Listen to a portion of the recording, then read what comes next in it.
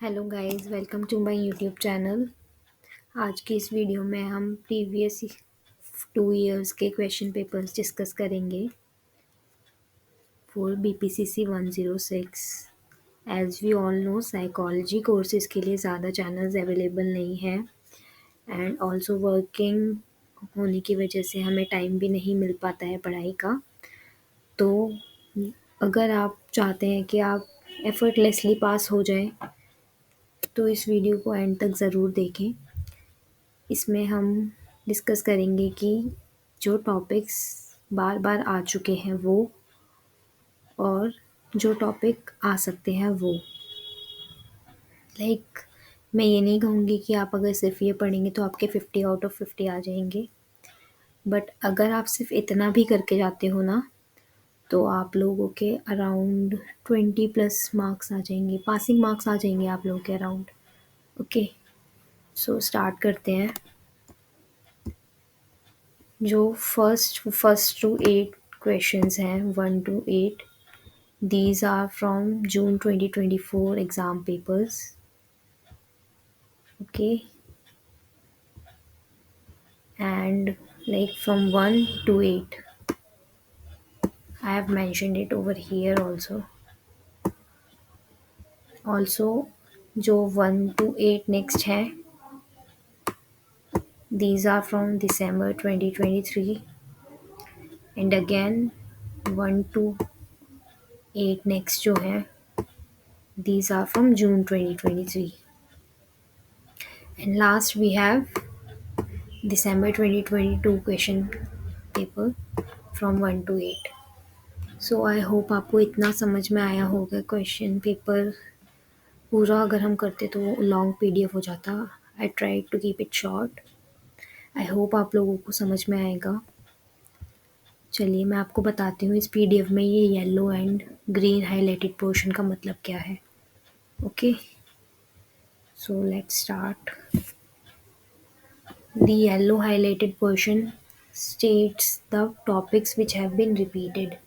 Also, I have not repeatedly highlighted the same topic. Suppose I have the question about Watsonian behaviorism in next three three questions also, but I have not highlighted it in all the three parts. I have highlighted it only in the one part. I hope आपको ये समझ में आया होगा। ऐसे ही हमारा जो वॉटसनियन behaviourism है, ये हमारे पास 3 बार आया है। इससे रिलेटेड क्वेश्चन, मैं ये नहीं कह रही कि सेम यही क्वेश्चन आया है, बट इस टॉपिक से रिलेटेड क्वेश्चन है वो। आप इस बात को ध्यान में रख के इस क्वेश्चन पेपर से पढ़ेंगे। द नेक्स्ट, ऐसा नहीं है कि आप सिर्फ यही क्वेश्चन को पढ़ के बैठ जाएं। नहीं, आपको वॉटसनियन बिहेवियर के बारे में जितना हो सके बेसिक नॉलेज रखनी है। और as a psychology student, as a graduation student, हम लोगों को आंसर बनाना ऑब्वियसली बात है आता है। तो आप लोग कोशिश करेंगे कि जितना हो सके बेसिक नॉलेज को अपने पास रखें, मेन फैक्ट्स को याद करें, एंड देन ज़्यादा याद करने की कोशिश ना करें, क्योंकि आप जितना कोशिश करेंगे उतना भूल सकते हैं, क्योंकि हर किसी की मेमोरी एक जैसी नहीं होती है। जो हमारा ये टॉपिक है ये 3 बार आया है। ऐसे ही जो नेक्स्ट टॉपिक है, जेस्टाल्ट साइकोलॉजी, वो भी हमारे पास 3 बार रिपीट हुआ है।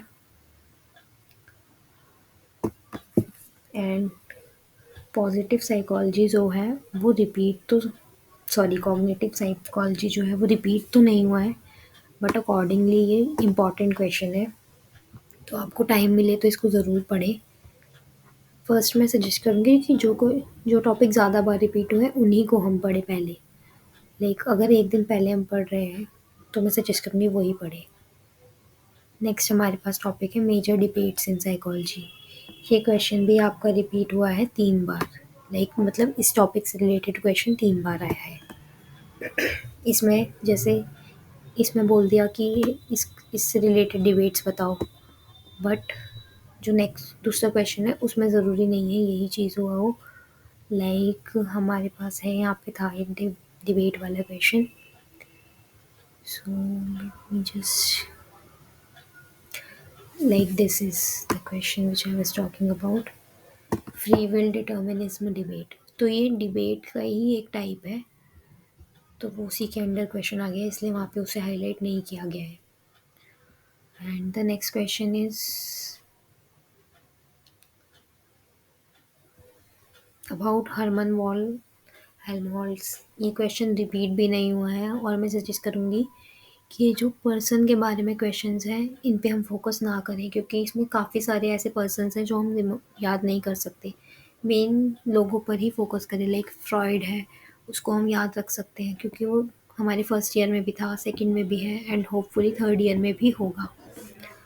ऐसे ही हमारा नेक्स्ट टॉपिक है कंट्रीब्यूशन ऑफ ब्रिटिश एम्पेरिसिस्ट। तो ये क्वेश्चन हमारा रिपीट हुआ है 2 बार,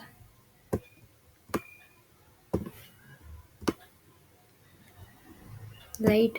2 बार हुआ है, बट लेकिन जैसे इसमें इन्होंने 2 ब्रिटिश एम्पेरिसिस्ट की बोला है, नेक्स्ट क्वेश्चन में 3 के लिए बोला है, तो इसलिए मैंने 2 को हाईलाइट नहीं किया है। आप लोग जितने के भी बारे में उतने के बारे में पढ़िएगा, राइट। और ऐसे ही इंट्रोस्पेक्शन का कोई क्वेश्चन रिपीट नहीं हो रहा है, ये टॉपिक अगर आपको टाइम मिले तो आप पढ़ सकते हैं, अदरवाइज़ ये हाइलाइटेड टॉपिक पे फोकस करें।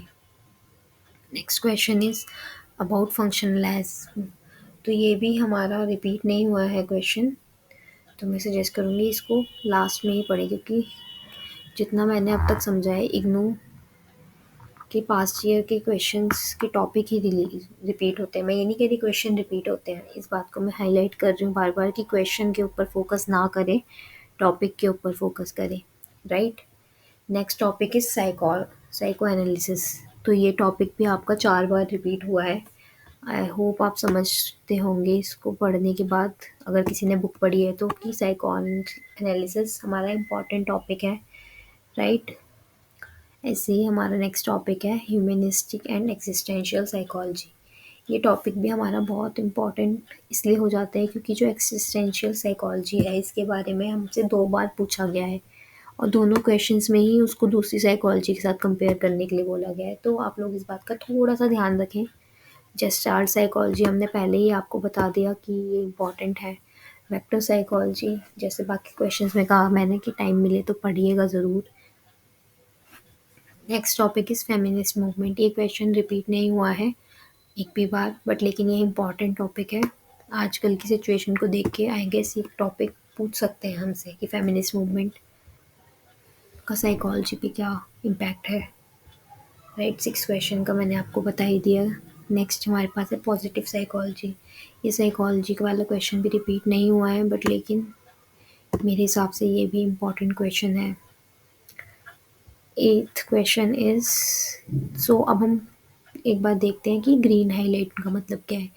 ग्रीन हाईलाइट का मतलब है अगर हमारे येलो हाईलाइट वाले टॉपिक पूरे हो जाते हैं तो उसके बाद हम पहले इन टॉपिक पर फोकस करें, क्योंकि येलो हाईलाइट वाले टॉपिक तो हैं ही जो रिपीट हो रहे हैं एंड इम्पॉर्टेंट है, बट लेकिन ये टॉपिक ऐसे हैं जो कि आ सकते हैं, ये लाइक बीच बीच में से क्वेश्चन इनके बारे में आ सकता है, तो इसलिए ग्रीन हाईलाइट किया है इनको थोड़ा सा डिफरेंट करने के लिए।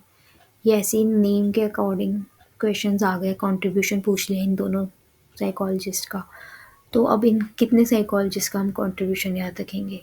आई होप आप लोग मेरी बात को डबल मीनिंग या फिर नेगेटिव वे में ना लेके जाएं। सो आई सजेस्ट कि इनके बारे में हम, अगर हमारे पास टाइम हो तभी पढ़ें, इन पर फोकस ना करें।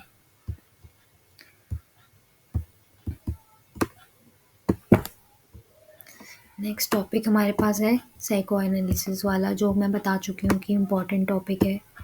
वॉट्सनियन बिहेवियरिज्म भी इम्पॉर्टेंट है। नेक्स्ट आ गया हमारे पास आइसोमॉर्फिज्म एंड फील्ड थ्योरी। इन पे हाईलाइटेड है ग्रीन से, तो मतलब इन ये लोग मोस्ट इम्पॉर्टेंट तो नहीं है, बट येस कि बिल्कुल ऐसे भी नहीं है कि इनको हम अवॉइड कर सकें, राइट। कंस्ट्रक्टिविज्म, इसके बारे में भी हमारे 2-3 क्वेश्चंस पूछे गए हैं,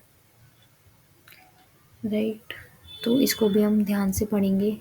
नेचर नर्चर डिबेट, भाई इसको तो हमने फर्स्ट ईयर में भी पढ़ा है और सेकेंड ईयर में भी पढ़ रहे हैं, तो ये डिबेट, ये तो आप लोग समझ गए होंगे, ये टॉपिक साइकोलॉजी में इम्पॉर्टेंट है, तो मैं सजेस्ट करूँगी कि इसको आप अच्छे से पढ़ के जाएं।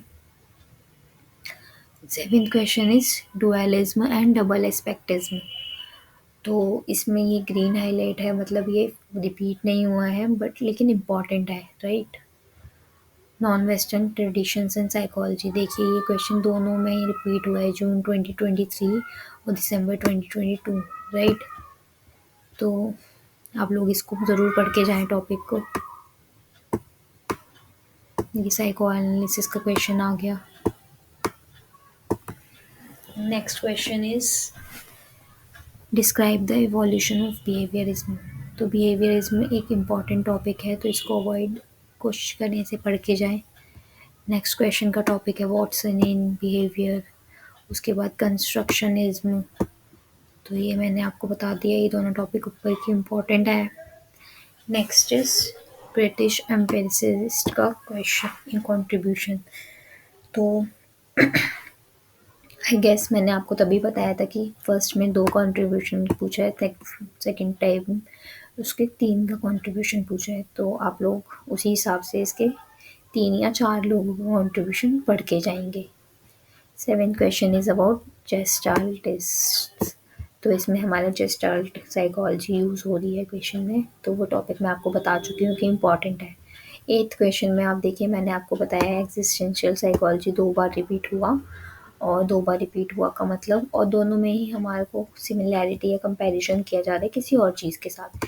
इसमें कंपेयर किया जा रहा है, मतलब सिमिलैरिटीज़ कंपेयर की जा रही हैं साइको एनालिसिस के साथ। Next topic is will to meaning. ये टॉपिक भी लाइक रिपीट तो नहीं हुआ है, बट मेरे हिसाब से इम्पोर्टेंट है। आई होप आप लोग इसको समझ पाए होंगे, और अगर आप लोग इस पीडीएफ को चाहते हैं तो कमेंट करें, मैं आपको ये पीडीएफ की लिंक प्रोवाइड करूँगी।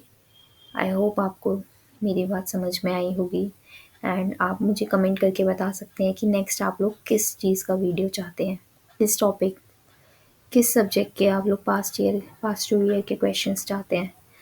मैं उसको जल्दी से जल्दी आपके पास लाने का, प्रोवाइड करने का कोशिश करूँगी। आई होप आपको ये वीडियो अच्छी लगी हो। प्लीज़ इसको अपने फ्रेंड्स के साथ, जो आपके साथ साइकोलॉजी स्टूडेंट्स हैं, उनके साथ शेयर करें, और हो सके तो लाइक शेयर सब्सक्राइब ज़रूर करें। Thank you very much. I hope ये वीडियो आपके बहुत काम आए, और अगर आप लोग कर सकते हैं तो आप 106 का एग्ज़ाम होने के बाद यहाँ पे आके कमेंट करके ज़रूर बताएं कि आपको कितना काम आई। Thank you very much.